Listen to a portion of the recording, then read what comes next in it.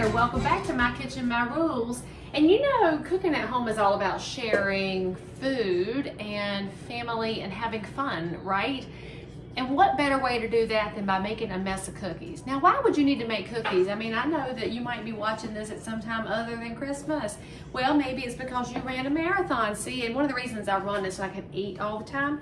And because the Charleston Marathon was virtual, they mailed us our bling and it's got sparkles in it. And so yes, I'm gonna wear this as much as I can. And it came with a bottle opener.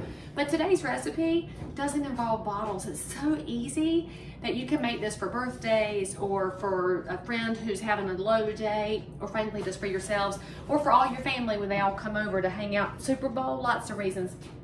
So here's what you need, friends. You only need a couple of things. You know you need some Dixie Crystal sugar. Yeah, they've been around since 1917 for a reason. And by the way, they're not GMO.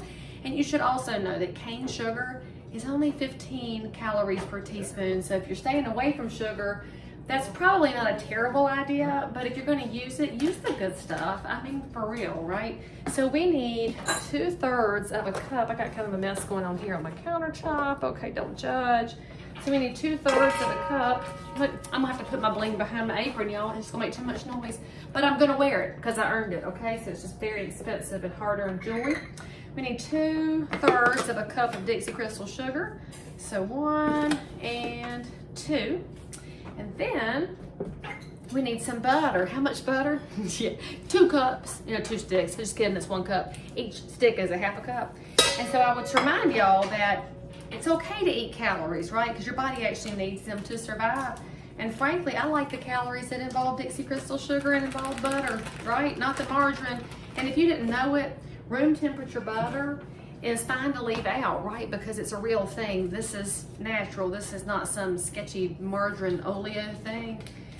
And you can leave it in your cupboard and have it soft, put it on toast, what have you. But if you left it in the refrigerator and need to get it room temperature for a recipe and you did not remember 24 hours in advance, put it in the microwave at 10-second intervals. You don't want to leave it in there for too long because it'll melt.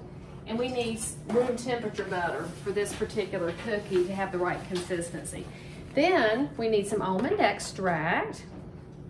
I got McCormick's almond extract. You need, I don't know, half a teaspoon or thereabouts. Now when you're cooking and baking, you know you got to measure, right? The one thing you have some leniency on is your flavoring. I love almond extract, so there's extra in here, okay? So now we're gonna combine those at a nice medium speed until it's creamy. And you can see this is why you want room temperature butter, friends, because if you've got cold butter, this ain't happening. And if it's melted, it won't be creamy, it'll just be a slop. So, let's get the sugar and the butter creamed in. Then, oh, by the way, make sure your oven's at 350 degrees. I remembered today to get them out of the oven. So let's get this oven ready and check it real quick. So yes, we're at that perfect 350 degrees. And now you need 2 cups of flour. And y'all know, like really flour, you know why? Because it's the best. Why is it the best? I don't know. But my grandmother used it and I use it and it's the best. So end of discussion. So let's put in half of our allotted amount. So we'll put in 1 cup to start and we'll cream that in. Why am I not doing the whole 2 cups at the same time? Because I don't want a hot mess in my kitchen. It will fly all over the place. Do y'all like my cuckoo clock? And yes, I totally forgot to turn off the sound before I started making cookies. But then it's a festive sound, so we just won't worry about it because cookies are festive, right? Exactly. Now, you're gonna notice as you're mixing, it turns into little dough balls. That's cool, that's what you want. And now we need 1 more cup of flour. So, we'll get the rest of it. 1 and 2, and I feel like I'm calling off a dance move here. Oh, and somebody keeps asking me where I got these flour and sugar containers. I got them at the Walmart. I don't remember when, it's been a long time, and they probably didn't cost me very much. So they're not fancy canisters, friends. Just something that keeps air out because you really don't want your sugar and your flour to have air getting in there for myriad reasons. For me, it's because I live in a very humid area. That'll just squarely mess it up. Okay, now don't over mix it because then it will turn into a real mess. It'll get tough, and we don't want tough cookies. Now here's your test, okay? Can you pick it up and make it into a ball? So see, it looks like it's all just little granules, but it will make a ball. So here's what we're gonna do. This is the fun part. It's why you keep your hands clean to cook. Make you a 1-inch ball. We're gonna put it on our cookie sheet and then mash it with your thumb. See, make a little indentation in the middle. And then you're gonna have that last fun little trick where you get your 5th ingredient, which is Smucker's Red Raspberry Jam. We use seedless because that's what my husband likes. But you could use grape, strawberry, boysenberry, whatever berry you want to use. No judgment, your kitchen, your rules. But we use raspberry around here. And frankly, that's the most famous flavor for this Thumbprint cookie anyway. And it doesn't take much, okay? Just a wee tiny bit, which would be, I don't know, that much. It kind of depends on how big you make your cookies. So get your raspberry right in the indentation. It's gonna spread all over. And make sure you leave some space in between your cookies, couple inches. So we're gonna fill up the tray, and then we're gonna cook it for 14 to 18 minutes. How long depends on your oven. But when you're ready, you'll see a little bit of light brown around the edges, and then we're gonna pull it out. So go ahead and make your cookies, and we'll see you after the product is ready. Now this is one of those recipes where you have some time to kill, you know, that 14 to 18 minutes while the cookies are cooking. And guess what you can do with that? Make a glaze, yay! So here's what you need. You need some Dixie Crystals powdered sugar, which is still non-GMOs. You need 1 cup of this. You need like a little bowl. You don't need a giant bowl for this. You're gonna make a glaze here.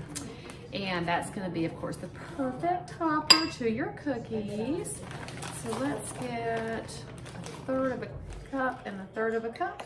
And for all my math geniuses out there, I guess I could have measured it in advance, but you know, I had these nice 15 minutes to play with. And then you need about 1½ teaspoons of almond extract. So let's see, about that's much, a little bit more. But then you need enough water to make it into a glaze. And so that's 2 to 3 tablespoons. So you just have to be judicious there and figuring it out. And 2, and I'm gonna use a wee tiny bit, about 2½. And I'm gonna grab a whisk so it makes it into a pretty little glaze. And that's all you have to do to make the glaze. And so when your cookies come out of the oven, they're gonna need to sit on a wire rack so they can cool quickly. And if you're not a big baking person and you wonder what that wire rack is for, it's so it can cool top and bottom. If you leave it on that hot tray, it's just gonna keep on cooking. And then you will have a super crispy cookie. And maybe that's your jam, but it's not mine. So that's about the consistency you want your glaze to be, where it comes up and drips gently. But you know, you do you. This is my version. And so after they've cooled for just a few minutes, you just drizzle this over the cookies. And because it's sugar and water, it'll harden back up. So I'll see y'all here shortly for a finished product. Okay, the last step. You've got these nice warm cookies, got your nice glaze. Just drizzle a little bit across the top, however much more you want. And it's a good idea to put these to cool on a nice little wire rack. And if you didn't know, the wire rack to cool them on is so they can cool across the tops and the bottoms and evenly cool. But for the purposes of this video, I am doing it on the cookie sheet because I don't want glaze all over my countertops, all right?